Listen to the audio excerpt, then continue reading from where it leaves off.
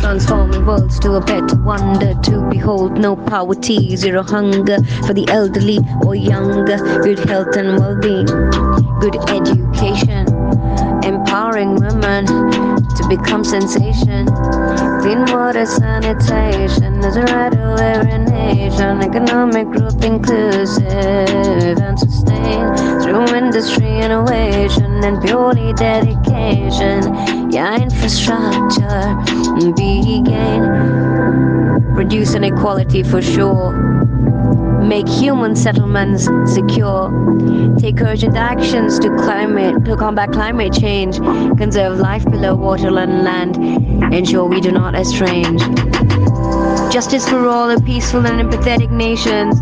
Let us all partner to achieve these goals and provide much needed salvation. Each one teach 10, no compensation.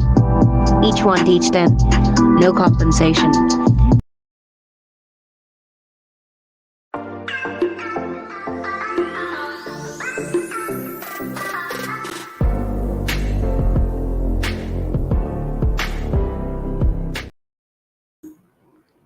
Hello, everyone. Thank you so much for joining in. Good morning, good evening, namaste, hola, bonjour, geremer, and maraban. This is Namya Joshi, your host for the day. Welcome to episode 69 of the podcast, Each One, Teach 10, An Amazing World of STEM, an inspiring venture where we'll be discussing that STEM is part of every day for every kid. We all will be learning together how to build a STEM culture. Well, for today, my guest is Miss Mary Jalland, who is a primary school teacher from Scotland with a passion for teaching global and digital citizenship. She may be best known for traveling toy elephants who teach her pupils about the world through social media. She believes that modeling responsible use of social media from a young age is very important for nurturing positive digital citizens. Her elephant's travels have helped her to teach young pupils about the big world events such as climate summits, Ebola, and conflict, and also about the work of inspiring children to aspire to ambitious careers. It's my honor to have you on my podcast today, Miss Mary. So, how are you doing today? I'm very well, thank you. And thank you very much for inviting me to join you on your podcast. Thank you so much. So, how has your day been, and how is the weather there today? Well, my day has been nice and quiet. It's quite a sunny day, if not a little bit windy outside, just the beginning of autumn in Scotland, but not too bad at all. That's great. It's quite similar here today. It rained heavily until the afternoon. After which, it was quite sunny, but not too hot. And similar, like you said, it's you can call it transition from summer to autumn in India too. So I would love to know more about the work that you're doing, and I'm sure the audience watching us live are too excited to know more about you. As you said, I'm a primary teacher in Scotland. I've taught in Falkirk and in Aberdeen for 16 years. Young children, the youngest age group, are my favourite age group to teach. So I did a master's in early years pedagogy, doing research into engaging children in reading in a play-based environment. Before that, I was a flute teacher and also a pupil welfare assistant supporting children with special educational needs. So I've been in education for quite a long time now. I've got a passion for teaching global citizenship, SDGs, and although I'm not a natural techie person, I've been really amazed by how the internet and interactive whiteboards and devices in class can enrich learning. So I'm passionate about teaching about using tech for good. And I think we're failing children if we don't integrate tech into learning because its impact can be phenomenal. And as you said, I'm probably most famous for my travelling elephant mascots, which I'm currently writing a book about. That's really awe-inspiring that you are teaching children with play-based learning and you're passionate about, tech for good, global citizenship. And it's really amazing that you've been a flute teacher as well, and you've helped students with special needs. That's really amazing. And Thank you. I think all of the people watching us live are really excited for your upcoming book as well. So good luck for that. Really Thank you. I'm excited to hear. excited too. Thank you. So, as you mentioned about global citizenship, how are you promoting global citizenship in your classroom? And are there any innovative educational programs or approaches that you would recommend to the audience who are watching us live? Well, one of the first things that I do with any class when I get them is to teach them about their rights, the UNCRC, and about the global goals for sustainable development. I think it's really important that children know their rights as citizens of the world, but they also connect and have empathy with children throughout the world. And so we try and build our whole classroom culture around their rights, picking out what's most important to them, looking at the ones which they feel are most important to children around the world, so that they can become activists for themselves and for other children. My last school did something called the Rights Respecting Schools Award with UNICEF. It was a great programme. And we worked through bronze, silver and gold, and it helped the whole school which was Carmeres Primary in Falkirk, to focus on their rights and also look at global goals and make links with children all around the world. I did a course on the SDGs a few years ago. I think it was with the Microsoft Educator Centre. And since doing that, it's become a mission of mine to make sure everybody I know knows about them. I think a lot of people bury their heads in the sand a little bit about some of the plights our world is facing, the impact of poverty and climate crisis and inequalities and peace. I think it's all of our jobs to reach these goals. No matter if we're children or adults or rich or poor or powerful, we all need to work together. So what we do is we put our global goals on display in the classroom, and whenever we link it to learning, we put a little post-it on it. So I think one of the easiest ways I do it, because I teach quite young children, is through picture books. I read to the children every day. It's really important, I think, to read to children. And I select books that link to children's rights or SDGs. And even the fairy tales bring up rights, like the right to be safe, the right to be heard, to be looked after, to have a home. And there's some beautiful picture books, like Malala's Magic Pencil, Ada's Violin, Greta and the Giants. And we read them, and the children point out where they go on the board. We make those connections. But actually, they link to every subject area we teach, STEM subjects, health and well-being, humanities, religious and moral education, literacy. It's really hard to get through a day teaching without making links to them. So we just make that really explicit, and it makes the children aware of our wider world, and it helps them to develop empathy. I follow bite-sized SDGs on social media, and they like to post examples of just drip feeding the SDGs throughout learning. And I think I found social media is a great place for learning ideas and networking. And there's lots of great accounts that you can follow. Some Scottish examples would be Learning for Sustainability Scotland, and the GC Educational Scotland. But just by putting little searches in, you can find accounts that are passionate about the same kind of things. Absolutely. It's really great that you're teaching children about their rights, and that will basically help them to have empathy with other children throughout the world and becoming activists for themselves at the same time for the other children, because that time they will know what rights they need to have and how other people will also be able to gain those rights. It's really great that you had attended that course of SDGs by the Microsoft Education Center, and that's what inspired you to make sure everybody knows about them as well. So people who are facing inequalities, climate change that is happening around the world, everyone, despite their caste, creed, gender, we all need to work together towards the global goals. And that's really rightly said by you, that we have to be working together.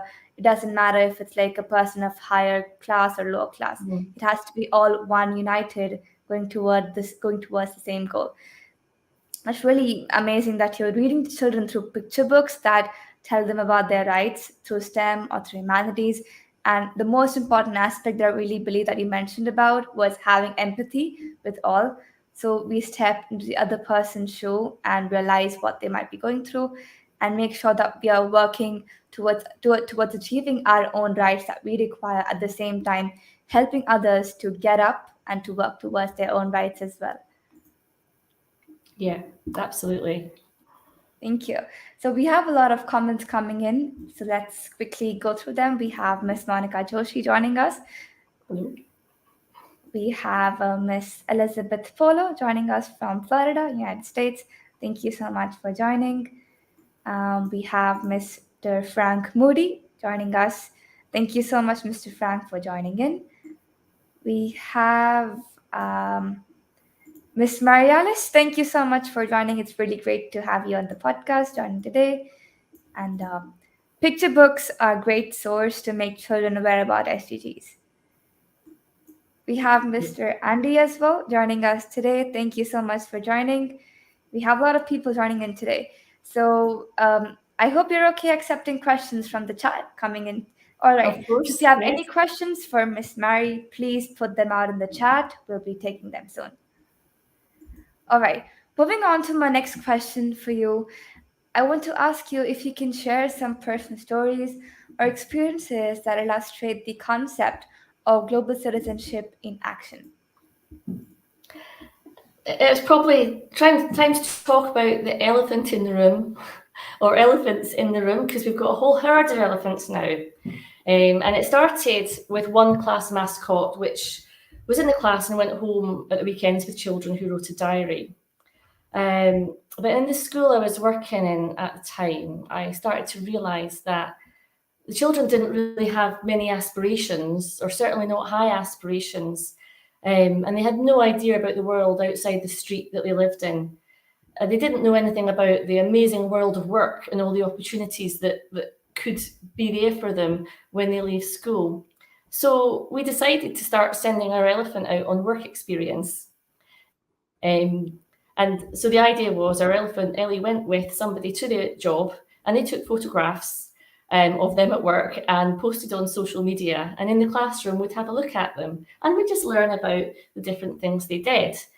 It soon became clear that we needed another elephant, because the children liked having the elephant in the class as well and taking it home. So we got another one. And then people started saying, I'm going somewhere really cool. Should I take Ellie to show the children? So Ellie went to see the Great Wall of China, for example. So we started getting a little bit more global. And then the work experience got bigger, because we had the opportunity for Ellie to go to West Africa, to Liberia and to Sierra Leone to fight Ebola, which was a big, big project. And it was with a doctor doing research and treating the patients. And so this was going to be for a few months. So that's when we got Blue Ellie in the herd, and Blue Ellie went out there and then went on to Afghanistan with somebody in the army. And they've travelled throughout Africa, Asia, America, Australia, and they're also visit classrooms in different countries as well. And that's when it gets really exciting for me. For example, I think it was last year, Blue Ellie went out to Mount Abu School in India, and we had some joint assemblies with them. Our class joined them live for assembly, where they learnt about Robert Burns from Scotland. And then we had a Diwali party, and they sent us decorations, and we shared our learning. Then Blue Ellie went to Kakuma Vocational Centre in Kenya, which is a refugee settlement, and saw the amazing STEM work that they were doing there. So we'd interact with the classrooms by looking at the posts, using a mixture of social media and also things like Flipgrid and Wakelet, and just connecting in any way that we can. And the children have become activists as a result of this. Would you like a couple of examples of the things they've done? They've while they were at Kikuba Vocational Centre in Kenya, we were seeing some amazing work teaching STEM skills to refugee children, but the classroom burnt down whilst Ellie was there, which was absolutely disastrous because these children have the right to an education. And the children I was teaching, who were only age 5, they were distraught about these children not getting to go to school, and they wanted to raise money to help rebuild their classroom. But that school was not in an affluent area. You know, their families didn't have any money, so they had to think of how we would get money from outside of our school to help them. So they made an appeal video to share on social media so that people could donate online, and that was really successful. Another class in a different school I taught in, West Quarter, also chose to make appeal videos when they discovered that some of the people we'd connected with didn't have very good access to clean running water. And they did their research about how serious this was, and they also did a sponsored learn-a-thon. We raised money for toilettwinning.org and provided a toilet block for a school, as well as 4 toilets and taps in remote villages across Africa and Asia. Closer to home, they raised money by appeal videos for the homeless in Glasgow. Our connections with the medical community through the Ebola and the hospital work experience led us to make a series of videos teaching hands-only CPR, which have been shown all over the world. So these children have gone online and taught people to save lives all over the world. They've been on peaceful marches, campaigning just for the things that matter to them. We went on a climate justice march, as well as a pride march, actually. It's just about empowering children, I think, to make a difference about the things that matter to them. You know, just like you, Namia, you're a student who has a voice, and you let your voice heard, and it's just empowering younger children to do the same. Thank you. That's really stimulating and motivating. And the way you've used elephant in the room, that children you mentioned didn't have much aspirations and didn't have higher aspirations to achieve in your classroom. And they were not aware about the magnificent experience of the outer world. But then you got up an amazing idea of an elephant called Ellie that goes to the class, to the office with the work the people have been doing, and that post is on social media, and then you've been showcasing that to the students in the class. So like you gave an example of Ellie going to the Great Wall of China. Like that's really fascinating, and that gave you the inspiration to make it go global, like through West Africa and Liberia, or like the Diwali party that you organized, like through decorations that they were sending to you, or the Kukuba Education Center in Kenya, where you had a connection using tools like Flip, using Wickly. And all of this, like you mentioned, has helped students to become activists and has given them the first step that they need to take to become those activists who can, bring change. And basically teaching STEM to children out there in Kenya, but the classroom burnt down. So the children themselves worked together, to make an appeal video to raise the money, or in the school in Glasgow to make an appeal video to get clean drinking water. So children basically need to have that motivation and the pinch of the sparkle of motivation that they require to understand that what their needs are, what their rights are, and what do they need to make a difference. So that's really great examples that you have mentioned, and they're really touching as well. And I think when students realize what the situation they're living in or what the needs that they require, they start focusing upon how to achieve them. And slowly, steadily, they become the change makers, and then also inspire other fellow students around them to also achieve their goals in life by becoming the change makers. Yeah, it's just about them knowing that they can make a difference. Absolutely. and that they can be listened to. Absolutely. Totally agree with that. We have a lot more questions and chats coming in for you. So Marialis is asking, like, is Ellie or any of the Ellies sitting next to you? I'm I am really sorry, Mary Alice, that they are either in my classroom at school or they're out in assignment. We've got Ellie Ballerina, who has never been out before, going to America at the moment. We've got an Ellie at Wakelet headquarters right now doing work experience, and the rest are in my classroom. That's great.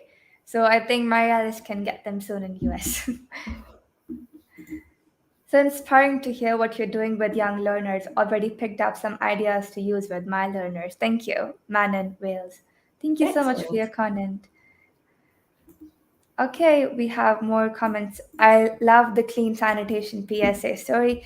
If there's time, please share. If not, I'll add it to the PSA on Twitter or X. Yes, you're telling the story now. Yep, you shared the story while you were talking about the previous question. Yep, I'll put them on. I'll put them on my social media. Empowering children, empowering humanity. Absolutely.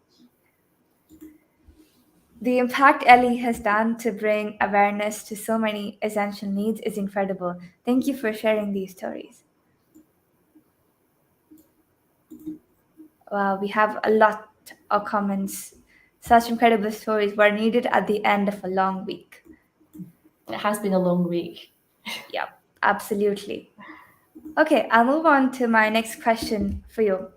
So, what trends or developments do you foresee in the realm of digital and global citizenship in the coming years? Well, I can tell you what I want to see, because I've worked in quite a few schools, and in schools where every child has a one-to-one device, learning is better. And I have seen that. And it's better for so many reasons because tech supports learning for everyone. Everyone can be a writer using tools like dictation software, and everyone can be a reader using tools like you've got text to read software, an immersive reader, and audio books. And there's loads of great apps and websites that really enrich learning. There's too many of them to even name here. And you can organize your learning in things like OneNote, or you could do flipped learning, use things like Seesaw, even go paper free. And I've worked in those schools that have that, but I've also worked in schools where they don't have sufficient tech or even Wi-Fi. And I think it's necessary for delivering quality education. I'm horrified to see how poor that is in some schools. It's not fair that some places have it and some places don't. And the reason is that a lot of schools don't value it. They think that having devices in the classroom is going to distract children, and they can't see how much amazing learning can happen from them. So I'm hoping that in the not too distant future, every child will have a working device and access to Wi-Fi. And this way, classrooms and people can connect from anywhere in the world and we can learn together.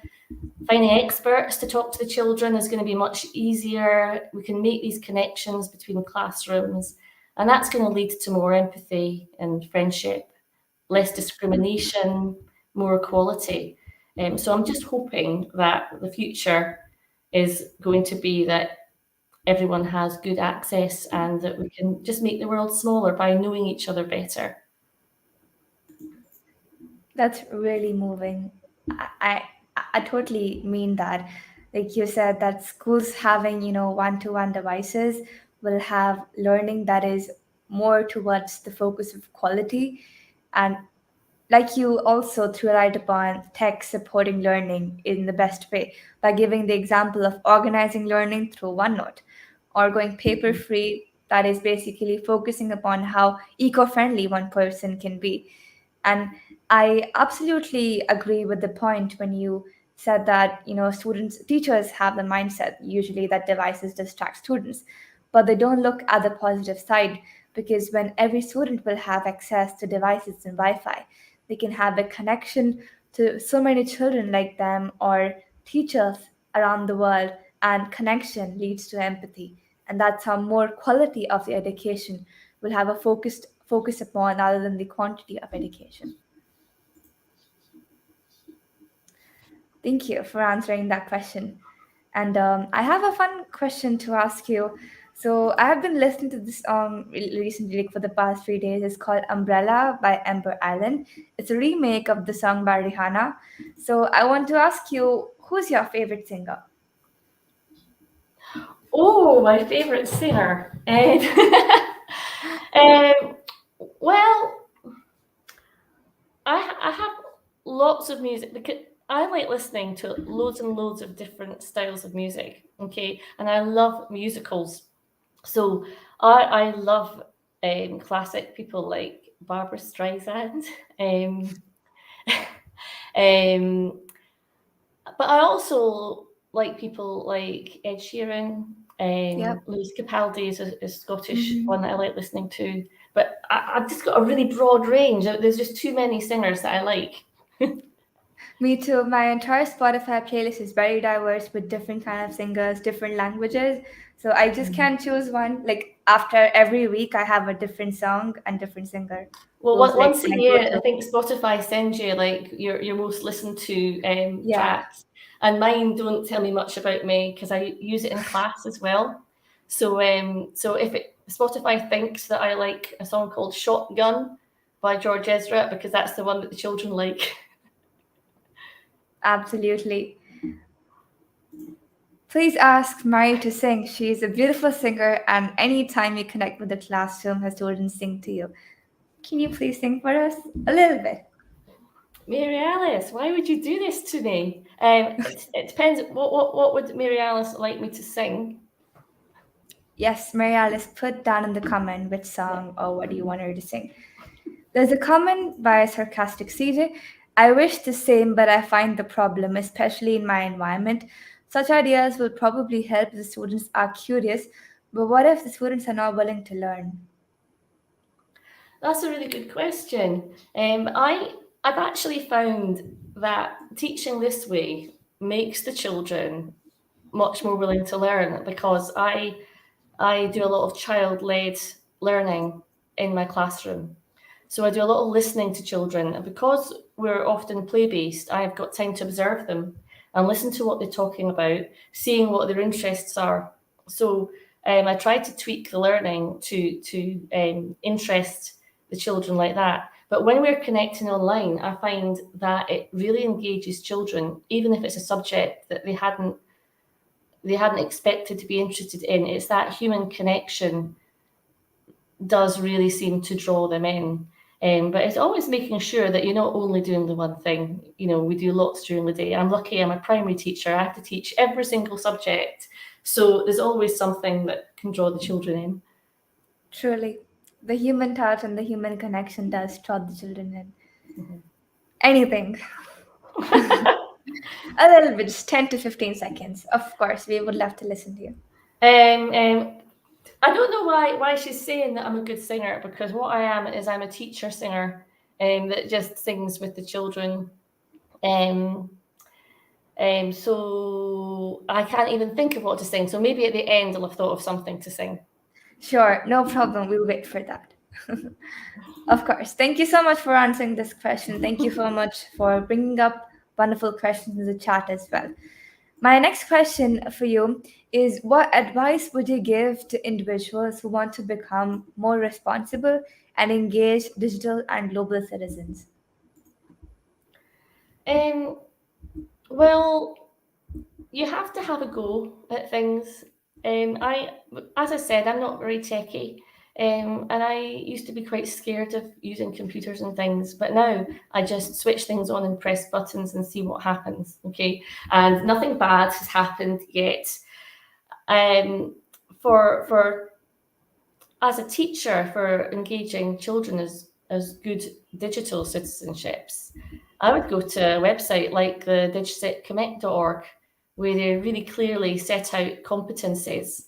I am inclusive, I'm informed, I'm engaged, I'm balanced, and I'm alert. And they've got lots of lesson plans to go along with those for different age groups and ideas to teach children about being good digital citizens.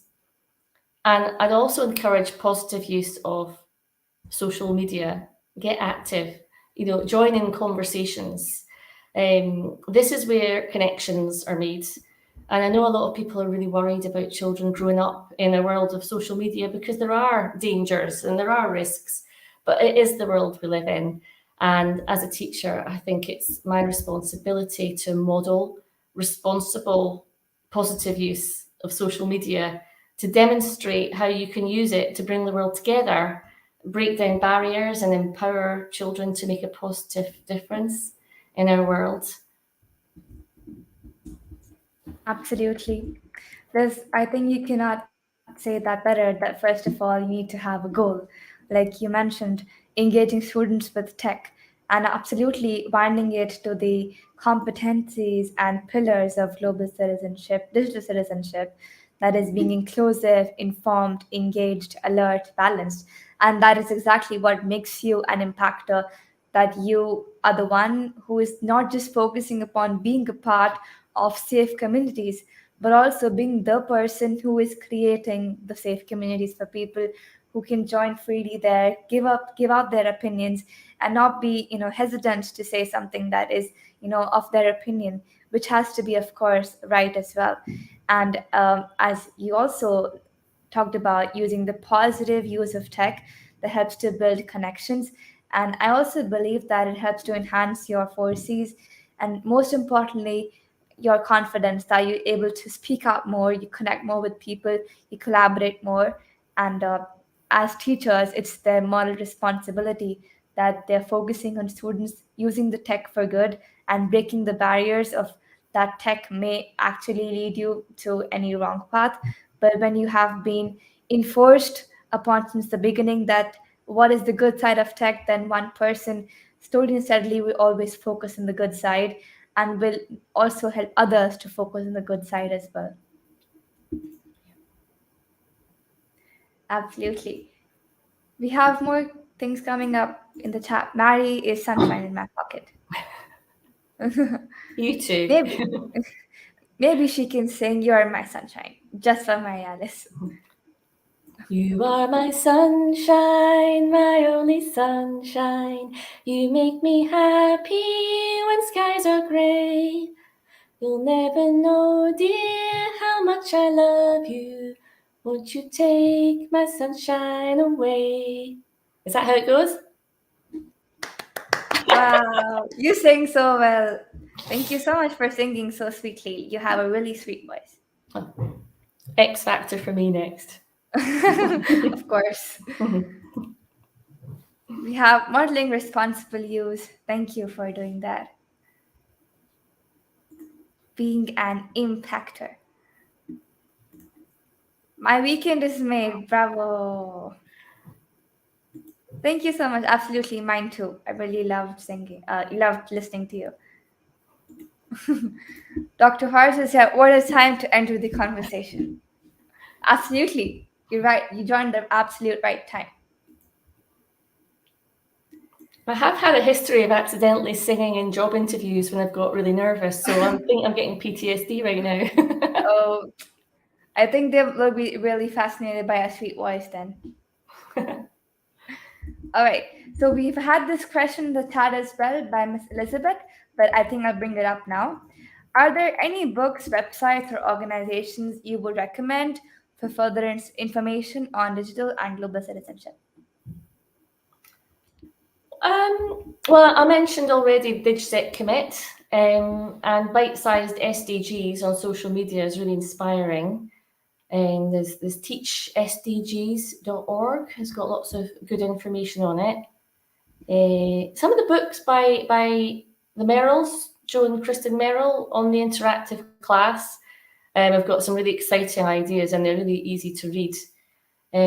One of the things we do at school is we watch a TV programme called Newsround, which is on the BBC, so I don't know if you can get it anywhere else, but it's the news for children. I know there's other versions on other channels, but it's really well put together, and because we watch it with the children. It gets them interested in current affairs.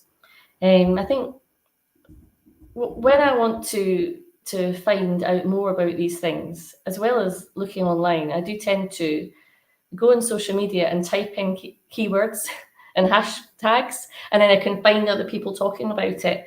And it's amazing how many connections you can make and inspiring people you can meet and find to follow just by doing a little search. And that's anywhere. It's across X, Instagram, TikTok, everywhere.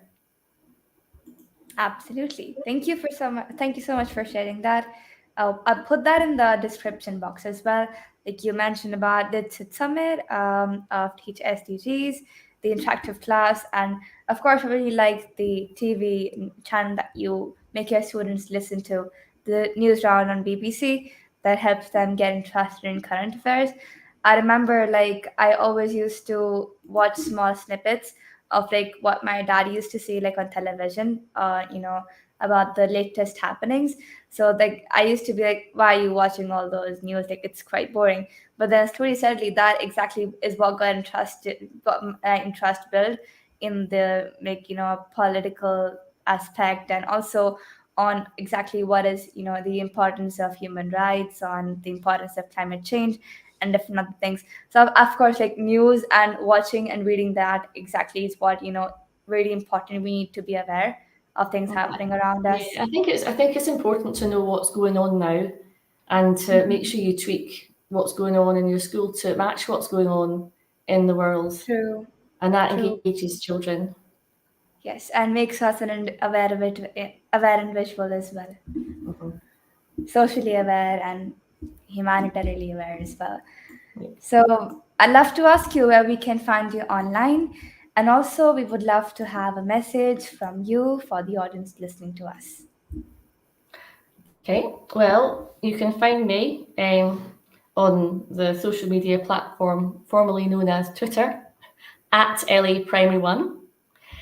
I'm also on Instagram. You look for Mrs. Jalland or Elephants on Tour. They've got their own Instagram. It doesn't have much on it yet, but we're getting a bit better at that. We're also on Threads, uh, Elephants on Tour as well.